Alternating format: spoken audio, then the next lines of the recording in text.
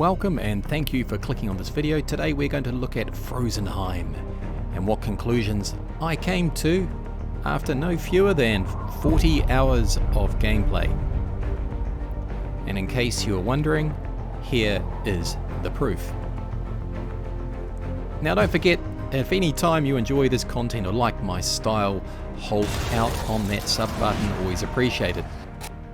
Now I'm going to draw your attention immediately to the YouTube timeline, which I've split into sections, so feel free to skip to whatever section you're interested in. But if you're thinking of buying this game and want to make an informed choice, it's probably best to watch most of this video, which I've split into 6 sections.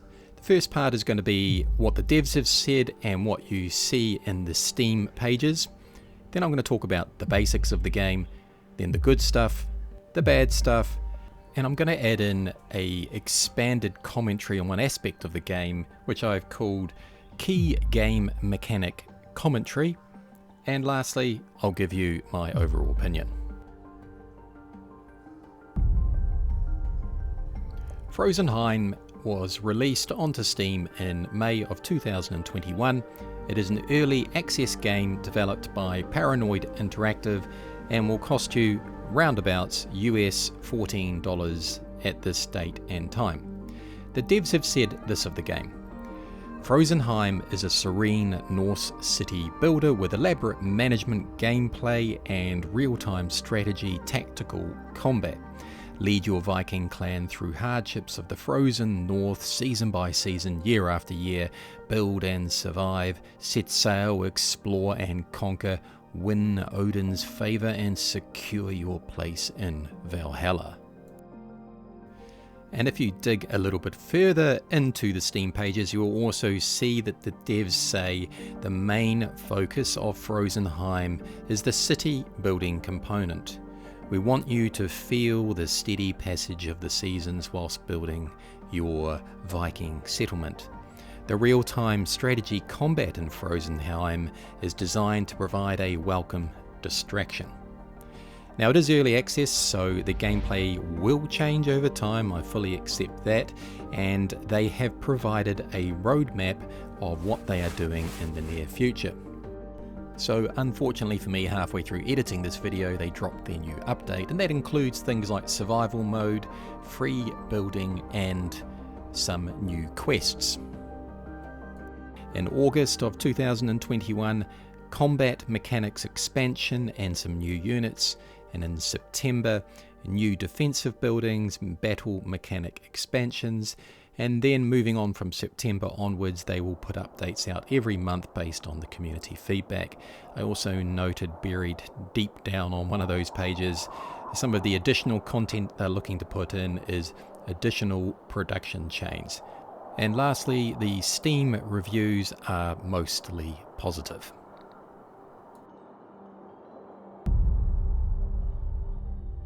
So Frozenheim is a city building game with some limited real-time strategy parts to it. On the single player side of things, it has a very simple campaign. It has a skirmish mode, it has this new survival mode, and of course a multiplayer mode. So in essence, you build up your Viking village, you increase your settlement size by building huts or houses, and then you can start placing various food or manufacturing, producing type buildings, and eventually an Elders hut, which is a technology unlocking hut, and barracks to produce troops to slowly unlock all the various perks and advancements. The main mission of the game is to simply defeat your foes whilst exploring the map to find the various runestones scattered about. And the more runestones that you unlock by basically finding them, then you can call on certain blessings which are found in your temple and can give you brief perks to various aspects of your game. You will always need to build defences, troops and ships to not only fight off all the enemies that will turn up at your doorstep, but you'll need to transport your troops around the map. And as of the last update, there are now 4 maps in the game, and as you would expect, Each one of these is beautifully drawn. And you win your games when all the enemies are killed, or you find the last rune stone, and then you can call down a devastating Ragnarok blessing or power, which essentially wipes all the enemies off the map in an absolute rain of fire. The game is, quite frankly, beautifully drawn, and each item on the map, the trees, rock faces, water, ground cover, buildings and people, are all very, very well done indeed. When you take the time to just stand back and look at your village, your little creation, it really does look great, and I mean it really does.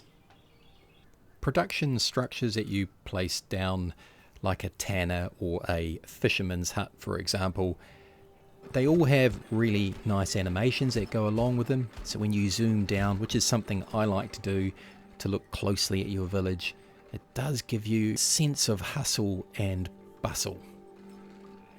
The camera also works really well. You can rotate, zoom in, pan up and down, and this allows a nice sort of customized viewing angle, which I personally always greatly appreciate. Although the cliffs and other big structures around can interfere with that from time to time, overall I like the way you have the control of your camera. That is a good aspect to the game. And moving on from that, you also have this really unique photo feature where you can jump right in and actually take a snapshot, but you can customize it almost as if you were using a camera itself by changing focus settings and gamma and all sorts of stuff. That's a really cool feature. The game is easy to get going with. We'll talk more about that later, but let's say you'll be playing the game smoothly within a few hours, and that's normally a good thing. And the seasons themselves, because the game does talk about the seasons, how important they are beautifully drawn. The changes between them are smooth, and you get a feeling of time passing, albeit sometimes a little bit quick, but that time passing and the seasons feels really good. Now at this point, if you're watching this whole video from beginning to end, you will realize I'm about to move on to what I've called the bad stuff, and I haven't said too much about good stuff, so you're maybe sounding, and perhaps rightly so. Now I'm going to move on to the bad stuff, some of the obvious flaws in the game, but make sure you do hang around for the next section where I'm going to provide some important commentary on the key mechanics in the game. Anyway, here we go with the not so great stuff. Oh, and by the way, I've been jumping in and out of the Discord for this game, and most of what I'm about to say here I've seen reflected in the Discord by players themselves, so this just really isn't my opinion. This is stuff that you're going to notice pretty quick if you play this game. The first thing is there is just not enough building types to put down. And I don't mean to say it just needs a few more, it needs an absolute truck ton more. Now on reflection, after about 5 or 6 hours of playing the game, I distinctly remember the thought popping into my head, have I missed something? Have I missed some key unlock? Because where are all the other buildings? I actually thought that. But now I know I didn't miss anything, there just isn't that many. And that's not good. This next one I have noticed that they have mentioned it in the roadmap, but they have been a bit vague about it. But this is important as a fault. The buildings and the way they interlink with each other to create supply chains is really simple. And after a while, I even just stopped thinking about it and just plonked buildings down wherever. It really didn't make much difference to me. It was so easy.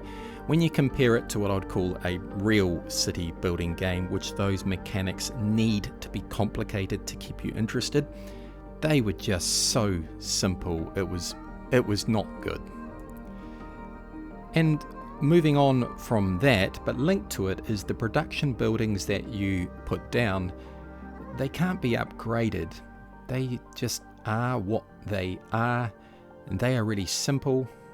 And this in turn means that you are managing very simple resources.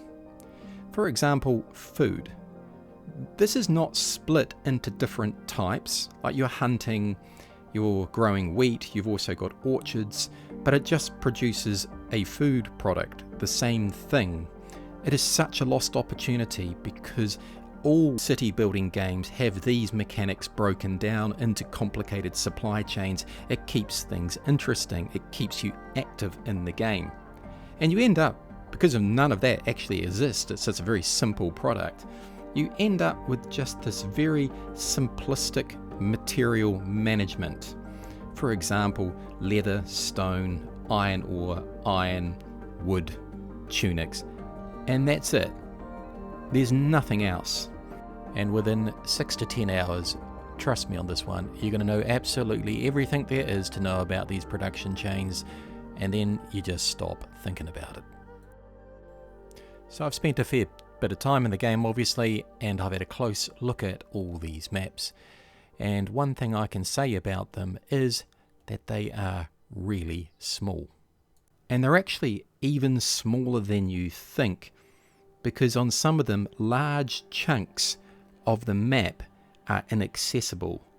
So you have a very, very limited play area. Nicely drawn, yes, but horribly small. So overall, the game always just pans out the same way. Repel defenders, find rune stones, destroy enemy. That's it. With the implementation of the survival mode where you get waves of attackers, it's a little bit more interesting, but it's just the same stuff packaged slightly differently. Yeah, it all feels the same every time you play. I will be honest here, it took intense fortitude to continue to play the game, because after about 10 to 15 hours, honestly I played it all and then I was just messing around. The villages themselves, although having nice animations within the production buildings, they're all the same. It's a village full of clones. And there are no women, and I laughed physically out loud because I thought about putting within the thumbnail for this video, I didn't know Viking settlements were gay communes, because there are no women. Moving on to the battle mechanics. The combat system is super simplistic and does not work very well. The enemy AI is pretty stupid and treats their own troops like kamikaze cannon fodder, and they stand around often lost or just not knowing what to do when they're just a stone's throw away from your walls. Taking over enemy settlements, even on the hardest mode with every other AI being set to hard, it just took hardly any time at all. And it was a guarantee. If you had 10 units or so, you just romp into their settlement and you burn it to the ground within a few minutes. And lastly, this is just a little gripe, when you find the last runestone, you do unlock this Ragnarok power, and quite literally, with the click of a button, you destroy everyone else on the map. Now, who the hell thought that that was a good idea? So now I'm going to talk about the key mechanic in the game. Now I'll call it the key mechanic, but it's really the key focus, or what the developers have said, what they want the game to be. I have some real concerns here with Frozenheim, not just in the current build, but what the future holds for it as well. Now normally with early access, I look at what we have now, look at the roadmap, and try and figure and see where the game will be. Most times I go, yeah, it's probably going to pan out okay, but here I have some genuine concerns, and let me explain. The city building side of this game feels, I would say, for me personally, just 25% complete. It needs so much more work to make it engaging for more than maybe 10 hours or so. The enemy AI or the battles, yet again, to me it feels 30% complete. It's full of flaws. But the devs have said that the city building side of the game is the most important part, and the battle and the mechanics of that are a secondary nature. But the only thing that kept me interested in the game beyond 10 hours were the battles. The village creation, the city building side was so easy and so simple, it was only the battles that kept me interested. And here's the thing, when I look at their roadmap ahead and I see some small little upgrades there in various bits and pieces, but they're focusing on the battle mechanics. What they're not doing is building up the city building side of the game. They're focusing, I consider, to be in the wrong area, because the city building is the core functionality of the game, and it is so lacking. It needs so much more work. They really need to go back to the whiteboard and start mapping out their priorities of where this game needs to go. Because if they spruce up the battle mechanics, which is what I see from their roadmap, and don't massively spruce up the city building mechanics, this game is not going to hold people's interest for very long. It's a fundamental flaw. My overall opinion. Frozenheim is going to cost you very little money. But at this stage of the game and its development, you've only got about 10 hours or so, and then you're going to be really left wanting more. I would highly recommend you hold on to your money, wait till the final product is released with all its updates, and then check out some final release reviews, because right now I just found it pretty disappointing. It always turns my stomach to a degree to give bad reviews, because I know this is people's livelihood, this is how they make their money, but hey, you are the ones paying for it.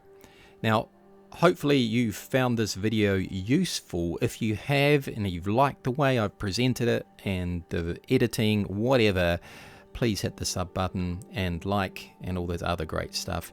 And thank you for watching, and I'll see you in the next chapter.